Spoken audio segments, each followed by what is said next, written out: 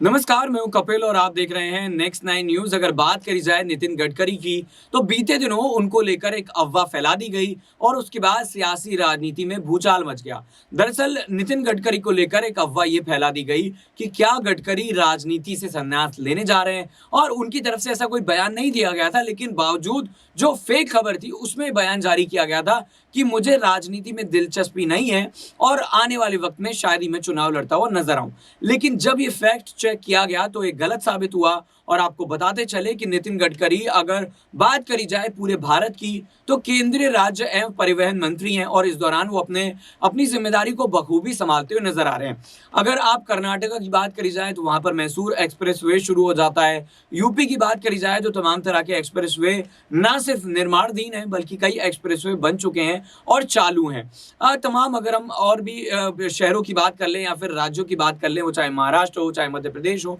उनका ये कहना है नितिन गडकरी का कि आप अगर सड़क बनवाना चाहते हैं, जो तमाम तरह के मंत्री हैं वो चाहे बीजेपी में नहीं भी, उनके पास आ जाएं और उनसे ये कहें कि देखिए मैंने जो लैंड है यानी कि जमीन है उसका अधिग्रहण कर लिया, अब मुझे यहाँ पर सड़क बनवानी है। तो उन्होंने कहा कि मैं किसी को मना नहीं करता हूँ, बस मेरे पास जो है ये होना चाहिए, मुझे ये बता दिया जाए कि भूमि का अधिग्रहण हो चुका है। नितिन गडकरी जिस शानदार तरीके से काम करते हुए नजर आ रहे हैं, विपक्ष जो है फिलहाल घबराया हुआ है, यानी कि आने वाले वक्त में सियासी राजनीति में वापसी विपक्ष की काफी मुश्किल नजर आ रही है, जिसमें अखिलेश यादव हैं, जिसमें अगर बात करी जाए राहुल गांधी हैं, प्रियंका गांधी हैं, मायावती हैं, बहुत सारी पॉलिटिकल पार्टियां हैं जिनको अकेले ही चुनौती देते हुए नितिन गडकरी नजर आ रहे हैं। अब बड़ा सवाल ये खड़ा होता है कि अगर इसी तरीके से नितिन गडकरी बेहतर सड़कों का विकास करते रहे तो पॉलिटिकल पार्टी या फिर पॉलिटिकल एजेंडे की बात तो छोड़ दीजिए, कहीं ना कहीं जनता उन्हें चाहेगी कि आने वाले कई सालों तक वो इसी तरह से एक्टिव रहे। क्योंकि मीडिया रिपोर्ट्स की माने तो ये कहा जा रहा है कि इससे पहले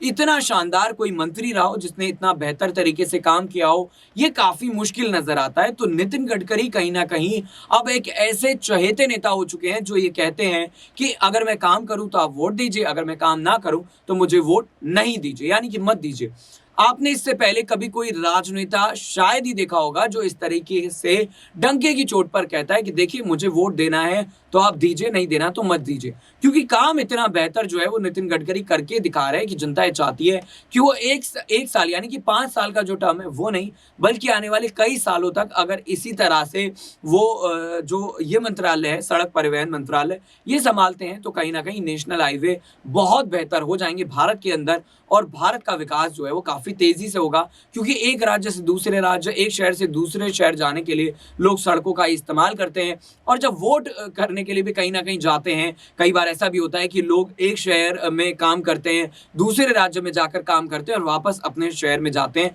सिर्फ वोट डालने के लिए, और जब सड़क से रास्ता तय करते हैं तो तारीफ करते नितिन गडकरी की नहीं थकते हैं। अब आपको क्या लगता है कि नितिन गडकरी का जो मास्टर स्ट्रोक है ये बीजेपी के लिए फायदे का सौदा साबित होगा और आने वाले कई सालों तक विपक्ष को सत्ता में वापसी करना मुश्किल काम रहेगा? कमेंट करके जरूर बताइएगा क्या है आपकी यह राय। फिलहाल देखते रहिए नेक्स्ट 9 न्यूज। नमस्कार।